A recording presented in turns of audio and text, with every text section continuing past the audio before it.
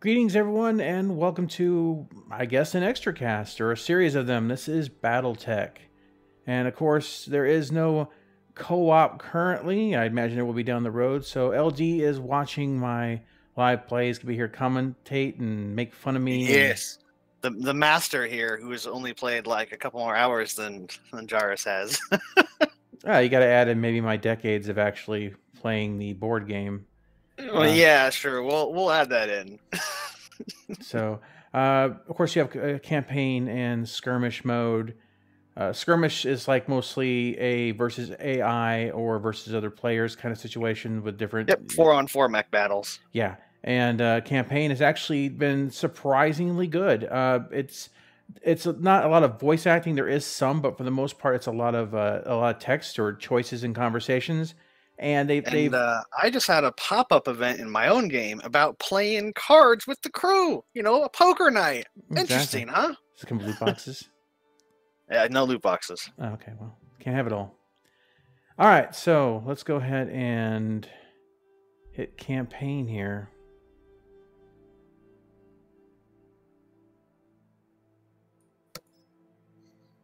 Load it up. You saved in the middle of the battle, and you're like, "Holy shit! There's a fucking bee in here." Hang on. That's going in the video. Now, the first mistake I made when playing this for the first time is that I went in like day one and modded all my mechs. But the problem with that is that it takes time to you advance it day by day, but it takes time to make any changes to the mech. So when I was if you want to install a large laser or something, you know, it's going to take between 2 to 5 days. Right. And or if you install weapons on every single one of them, it goes in order. So it's, you know, light mech, medium mech, heavy mech, if you did it in that order. And then so now you don't have any mechs for, you know, like 20 days or something. And then you have to pay the bills and yeah. Yeah, it gets to be a real mess. And so basically just kind of leave things default for a little while. I would say it's pretty safe to do that. And now if you get a weapon blown off or lost due to combat, you know, that's a good time to replace that. But generally speaking, when you start the game, you're kind of on edge. This is pretty close to the starting funds I've had, so I've made some advances and had some losses. I haven't lost any mechs yet or anything like that, but it's one of those situations that time is definitely of the essence. These little dots over here represent how many months you can go before you're broke. And so as you can see right now, I'm really kind of on the edge. And obviously I want this to be as full as possible. Well, I'm only 3 for mine, apparently. And of course you could hire all sorts of different mercs, people that will work with you. But you got to pay them a monthly salary. And it depends on their skill, how much you pay them. Yeah, absolutely. So you don't want to overflow your inventory with these guys, because that'll cost you too much money too. Whether or not you use them, you're paying them. So I have a couple extras just in case, but I don't have like a whole bunch of them. And I think I just hired because you start with like 5, I think, it's 4 plus yourself, so there's 5. Yeah. I think I just hired another one today, because I had a mech that got headshot 3 times in one map. So there were 55 days that needed to be in medical. And it's like, come on. You know what's kind of funny? RNG is awful. The reason I chose this picture for my character Because it looks like you? If you had put glasses on it, yes. And that's one of the things is like I was really surprised by that, because I have extremely long hair. And I have a beard. Yeah. That's a reference to Star Citizen in there. Yeah, obviously. But basically, yeah. You know, I was like, yeah, even the eye color, I was just like, okay, so just put glasses on that, and that's me. I thought that was really kind of weird. So I was just like, all right, well, whatever. You know, you can put beards on ladies. Because it's just a check mark. When I was looking at things, I was like, facial hair, what? And it put a beard on the chick. I'm like, wait, that's weird. Yeah, but I was a little weird to see. I mean, to see a character that was so close to the way that I look, and even my unkempt, long ass hair, so to speak. No, it's not unkempt, but it is. It's not straight. It's like got a little curl in it, so it like kind of ends up looking like that a bit. So yeah, it was surprised. I was really surprised. My hair is too long. I need to shave my head again. Yeah.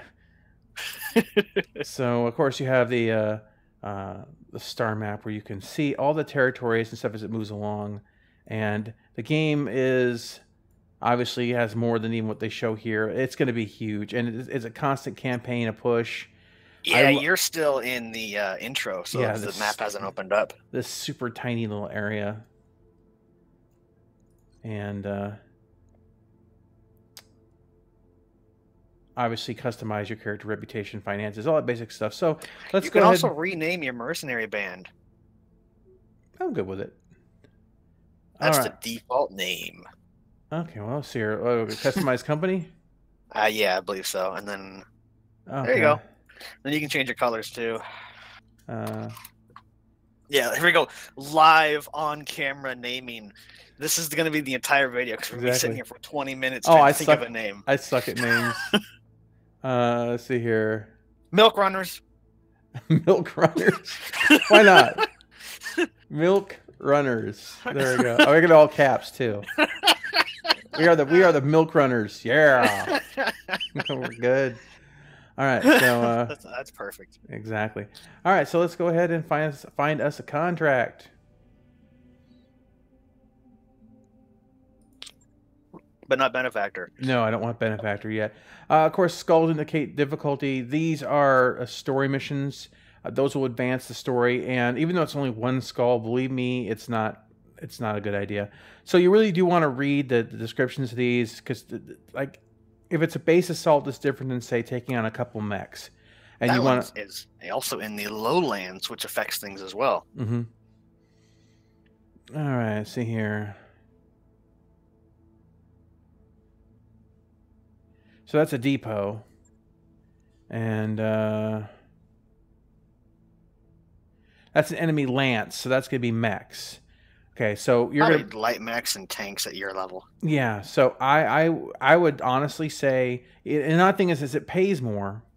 I would say do the base, take the depot, because they will be mostly guarded with tanks most of the time, and those are easy to kill, and you see the payouts a bit higher.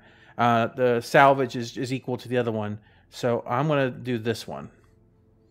And I'm going to kind of keep things default, but you can adjust this so like you get paid more and I get less salvage. And this little 1 out of 6 means you can choose one item, you can actually select it, and then the other 5 are going to be randomly assigned. So as you can go this other way too, you can choose 2 and you get 10. So like later on, if you're making a lot of money, so what you may want to do is just, if you have somehow you have way too much money, you can just drop the payment and take as much salvage as possible, which can also actually be, I've seen mech, like a third of a mech. Like you found a third and you find this one, you can put a new mech together doing it that way. So oftentimes the salvage is worth more than the actual mission payout. Yeah, it can be. I had one that was like 2 million in salvage, and I didn't get paid anything near that. Yeah. So maybe I should give this a shot just for the heck of it. Just try it once. Oh, I usually do like drop the payment down 1 to get another like guaranteed salvage. Yeah, that's fair enough. Let's do it that way then. That sounds like a good balance.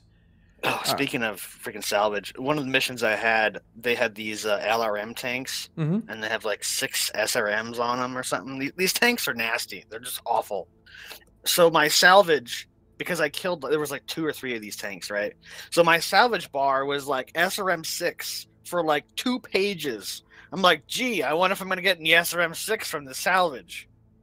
And I did. I got like 5 of the things. It was nuts. So I don't think I need SRM 6 for a long time. Not that I use them.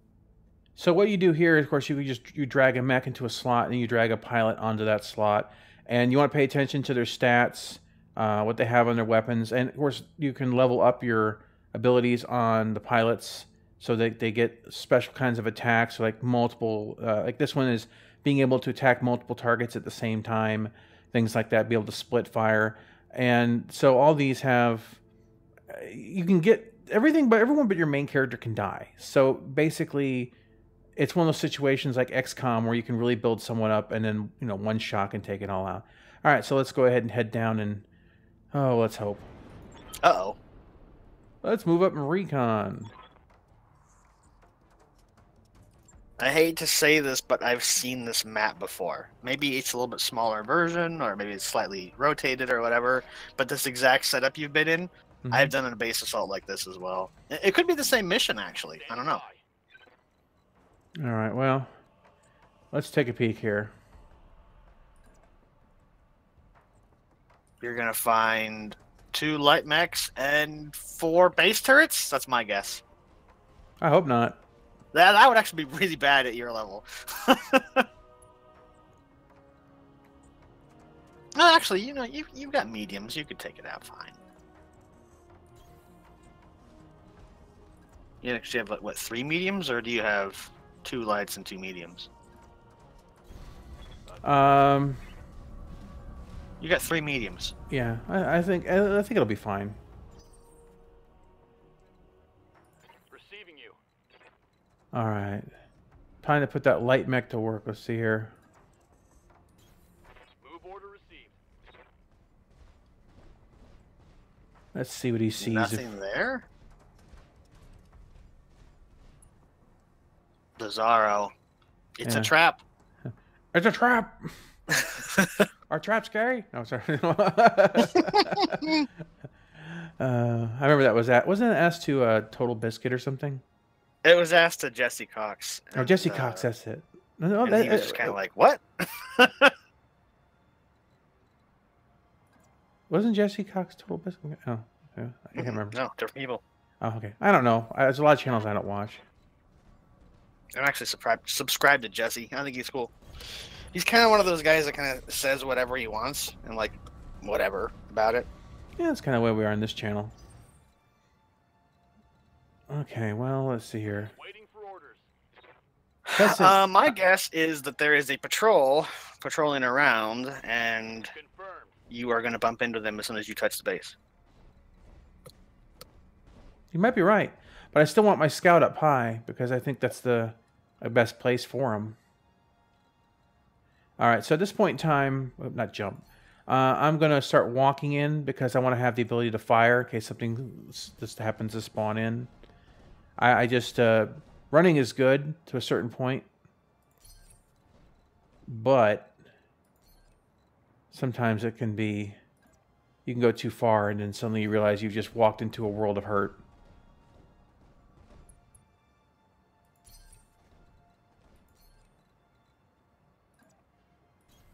Got it.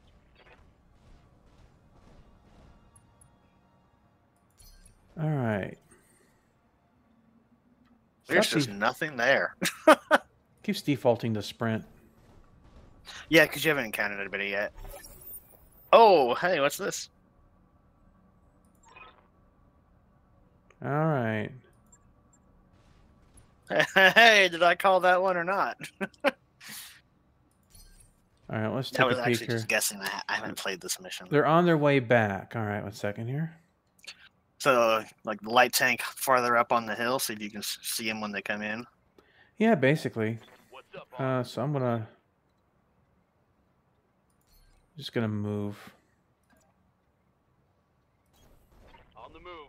Now, one thing, I'm sure you've noticed this, but, for the people that are watching, if you haven't played Battletech, the light tanks tend to have, like, better scanners, so you can see things farther away. Plus, they have, a lot more movement speed because they're, smaller, faster.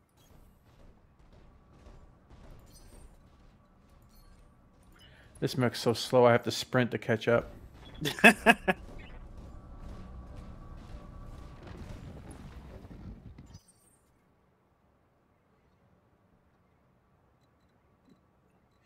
I don't think nothing's gonna happen until I get in that circle, so I might as well just charge in.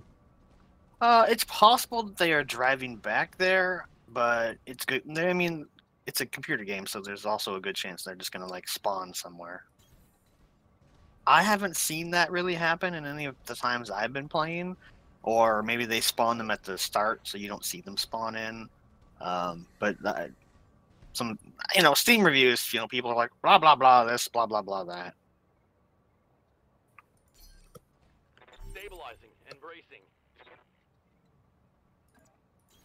All right.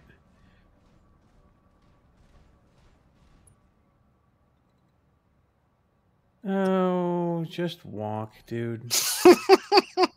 Must sprint everywhere. I like how you can set your facing depending upon like the more you move, the harder it is to change your facing. So, but facing's important in BattleTech because sometimes you get weakened armor, and it's better to put one side versus the other so they don't keep hitting the same weak spot. At least it reduces the chances of that happening. All right, this mech. Use the jump jets. Yeah, this mech is miserably slow. Here, got a present for your building. Confirm. What? Oh, I guess I didn't hit jump jets. Nope. Well, that was bad. I mean, Oh well. Oh yeah, I think I got the building anyway. Let's see here. I saw some damage. All right, so where the heck are these guys? Looks like there's a road right there. They're probably driving up it. Yeah, maybe. Let's see if we got some good cover here.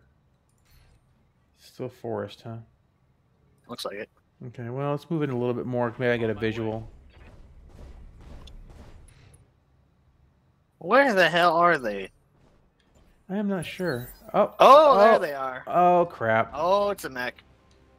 Probably a light mech. Hey, look at that. It's a locust. Lightest and crappiest of light mechs. God, those things are awful. All right. Well, you just go in reserve. I like that. I like that reserve. Basically, it's like says wait. I've got something.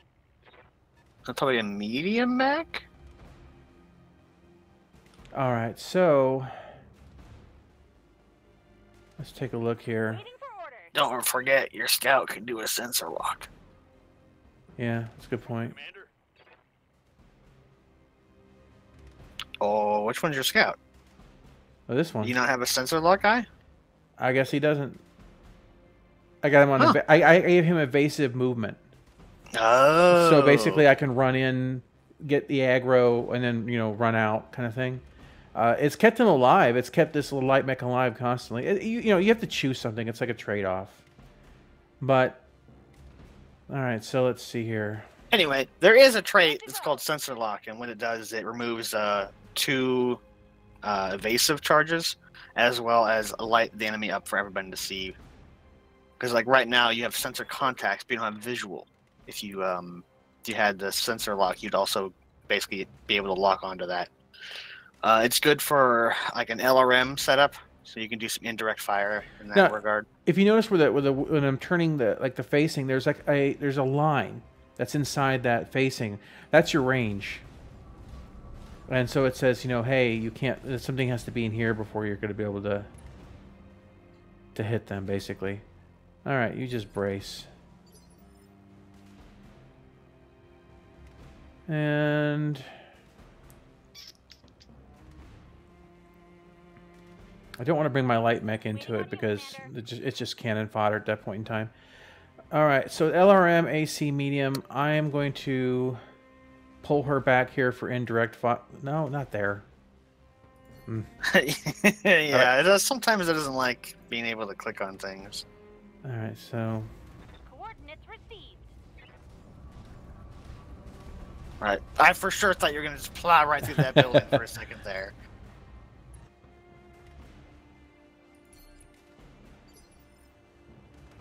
All right.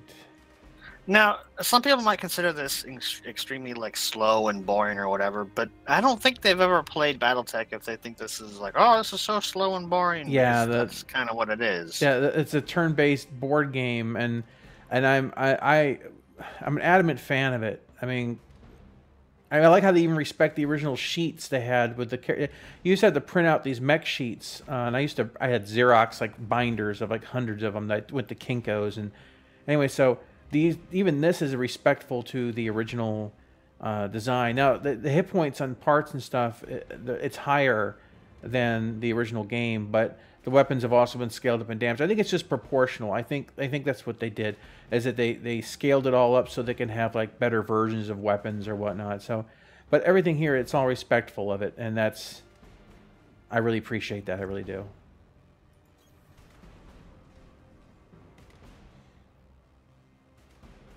Oh, yeah. Can you hit that guy? No. Ah. Serve. Holding for the right opportunity. Reserve again, apparently. Yeah, if you reserve so much, it's just gonna, you know, put them in.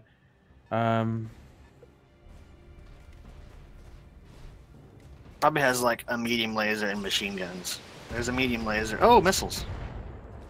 They blew up one of those buildings, those bastards. Or maybe it just exploded near it. Yeah. All right. Well, let's see if Decker can do anything. The answer is no. Medium lasers are kind of crap. I'm just going to keep him here, spotting. At the meantime, he's not taking fire, and it'll see anything else coming in. So I'm just going to do that. That's the guy. Oh, geez, that's not good. No, that's really not good. Those things are mean. Oh, I think that's a large laser. Yeah.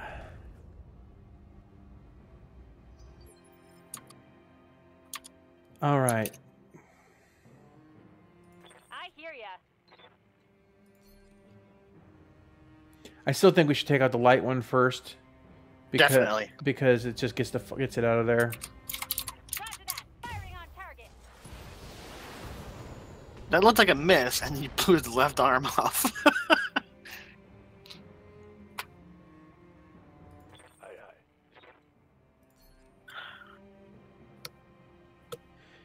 PPC? Oh, you need to move that one. PPC good. Yeah.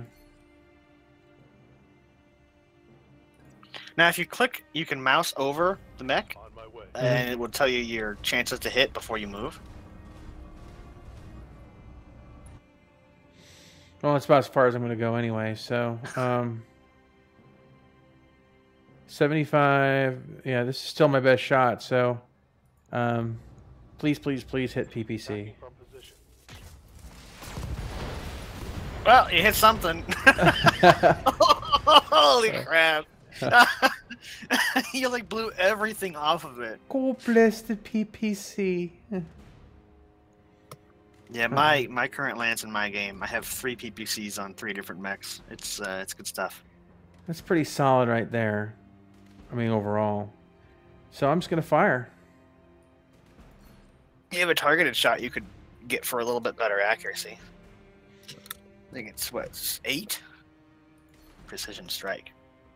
I believe it gives you another 5% bonus to your accuracy. Yeah, It well, also does something else, and I guess you could do a called shot or something. yeah, that's what it is. So it gives you a bonus to hit in certain percentages. I'm gonna try. I'm gonna try center torso. The other chances are too small. So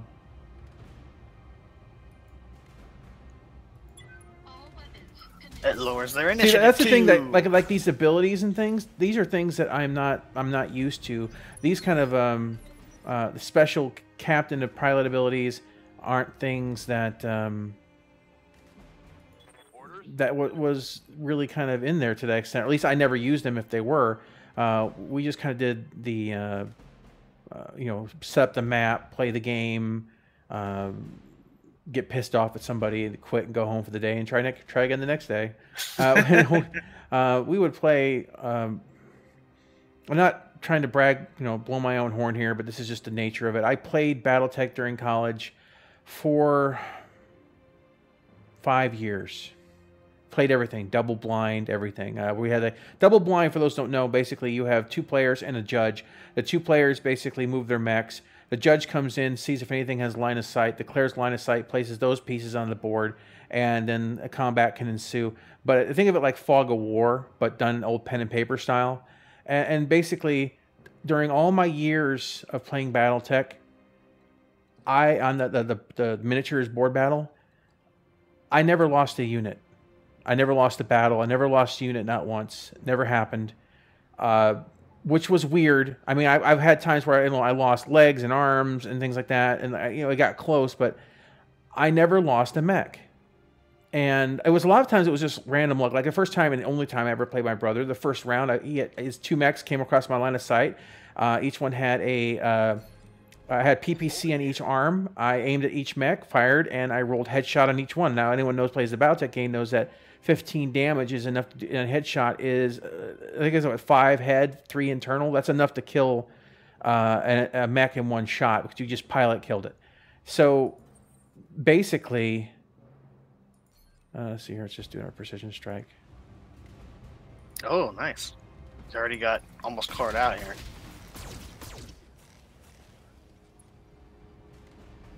I've seen that mech a lot, and every time I see it, I go, oh, shit, because it usually messes my stuff up.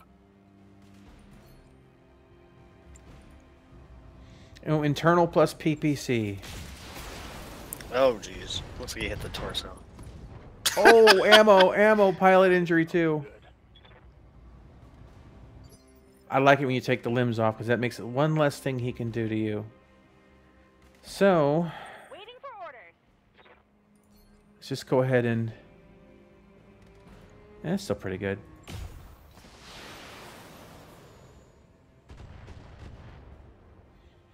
He's really not looking that good. No, it looks like he's in ultra passive mode because he should have just run up there instead of annihilating. At least he's got that fist. Oh. Like he hit me.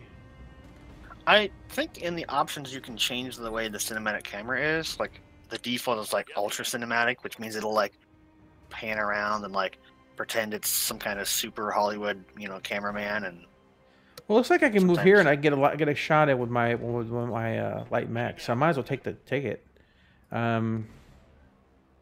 Yeah, sure. I mean, do something with them. All right, there we go. And there goes my cat again when I'm trying to record. So you know. Meow, meow, meow, meow.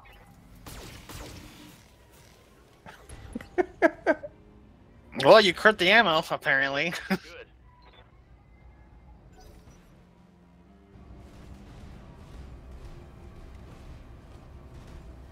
So what does that thing have besides a large laser? Oh, that's nice. And a medium laser.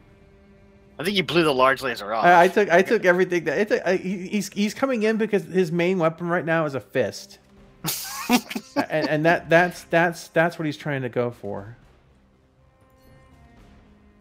Another thing too, you got to watch your heat because you can turn off certain things. Well, yeah, you can turn off your weapons here and stuff like that. But the thing is that when I did it on pen and paper, I was more conscious of it. You know, you kept track of it, like writing it down. But here, sometimes I forget there's a bar, and I've like fried my internals a bit because I'm like, oh crap. You know, I actually shut my mech down once because I fire overheated, and I was like, oh, that was dumb. I'm like, all I had to do was turn off like 2 autocannons, and I would have been fine. Like, well, you know, because autocannons in the second round, because there's recoil, it's not going to fire, so you might as well turn them off. Because as you can see, they went to 35, so you might as well just not fire that round with them because the accuracy isn't going to get better. So that's one of the things I love about BattleTech is you're choosing also what weapons you're going to use and when, and you got to factor in heat. It's just enjoyable to me. Blah blah blah blah blah blah blah. And that's the mission. Only 2 mechs. Lucky. You want to know what I had to fight the other day? Everything? I had to fight 6 light mechs and 2 medium mechs at the same time. And you might think, oh, well, you've got, you know, a bunch of mediums. Light techs are no joke. But the light techs are using some of the same weapons my medium tanks are. It's just they don't have as much armor. And when there's 6 of them and 2 mediums, oh, by the way, 2 of those light mechs, they just sat there and just it got focus fired so hard. Ugh, it was nightmarish. All right, so let's see what we get here. Got some money, obviously. And I don't think I got anything internal, so the armor will automatically repair. The only time you really have to worry about repair time is if they get internal. Something to consider. So if you have a mech that's taking a lot of armor damage, you may want to pull it back and use it as a reserve and let the stronger mechs go forward. The key thing, since you're having in the campaign, is attrition. You don't want to have things out of commission too long. You really want to minimize the amount of damage you take. And a lot of that involves... I did there kind of with kiting a bit, you know, with using the light mech to spot, and you know, then you want to take out the weakest targets first because that's the easiest way to reduce firepower an enemy has, and then deal with the big hitters because the big hitters, if you're just firing at the big hitters in BattleTech, which sounds ideal on in your mind. All the little ones are still running around doing all their damage, and so is the big guy because he's still alive. So you're dealing with all the damage as opposed to just peeling off some and making it easier. So let's see here what we got. So here, because I chose this out, I get to choose 2. Well, I definitely would say choose that Wolverine part. I mean, you're not going to get the whole thing, but yeah. Also, something is this potential salvage. It's in order of how likely you are to get it. So if you say you want, I want that SRM6, right? Mm-hmm. There's a good chance you will also get the Locust and the medium laser. Well, it says 8, so I mean, there's a good chance you'll just get everything. Yeah, that's what I was gonna say. Now, I do want the so it's hard to pick SRM6 or medium laser. I like SRMs. They're very functional. You'll have so many medium lasers you want to do with them all. Okay, well I'll do SRM then, because those are good for lighter mechs or or close range encounters. So, all right, so let's try that. I got everything anyway, I guess. So it's all good. I actually had one where there was one less part than the salvage I was allotted, because it turned out to be like mostly just tanks and stuff, and the tanks don't really have a lot of salvage. They have like guns and stuff. All right, so basically that was just a real quick skirmish in Battletech. I'm going to show you more of it as we go along, but I'll try to advance the campaign and or get bigger, badder, better, nastier mechs. Or next time you'll be watching my footage with us talking over it. Or that's a good point. Jarvis talking over mine. That's a very good point. So either way. But the thing is that I think they've done a very good job so far from what I've experienced, and I'm not all the way in, so just take this with a grain of salt. But having been an avid fan of the board game, the spirit is here. There are changes, but in respect to that, Battletech is a 30-plus-year-old, basically, miniatures battle game.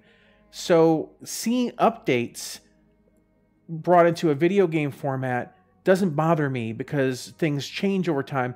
But what I feel is that the heart and soul is here. And I am absolutely thrilled with what the developers have done. I look forward to them getting co-op because I want to play. I just don't want to play against people in PvP. I want to play with them in PvE. I want to fight against AI with a buddy because that's more fun to me. There's a weird thing is because we can do the screen share thing. Technically, we could do a sort of co-op, and we each build our own mech. Obviously, we have to pick from a preset because of the way the skirmish works. And then we fight versus AI, and then you're like, okay, I want you to do this and do that. It'd be weird, but it was something I was thinking about. Like, you could technically do it. Yeah, pseudo co-op. But in the end, you have to kill each other too. So that's no. Because what it is you play versus AI, and so like I say, I want the dragon. Oh yeah, you're talking about like moving chess piece. Like I tell you where to move the next piece. Right, exactly. Okay, well, yeah, I guess that's a possibility. It's kind of it'd be a little bit convoluted, I think, and I would much rather appreciate just like I would rather just 2-on-2 big super map kind of thing. I'd rather just have a co-op mode. That sounds a bit too complex. It's not like I can say move knight to whatever. So, all right, guys. Well, that's the first episode here, and we're gonna go ahead and do more as the week progresses, and I like it. I think it's got a lot of potential. I look forward to seeing what they add to it. I want them to give the community the ability to make maps. If they do that and they bring in co-op, I think it would be pretty near perfect for what it needs to be for Battletech. So they're real close. And hopefully Harvest Gold gets his ass kicked so we can go ahead and have the Unseens back. Because, dun, dun, dun. I've got them in my board games and stuff, so I'd like to see them returned, because the mech designs were purchased from the same guy who did the Robotech or Macross or whatnot designs. So that's why they look very similar, if not the same, because both companies, both the Macross and Robotech in Japan and FASA had paid the same guy to design mechs, and they ended up getting the same mechs. And then Harvest Gold came in and basically, yeah, it's a mess. So anyway, so that's enough for that. So we'll catch you next time. Bye-bye.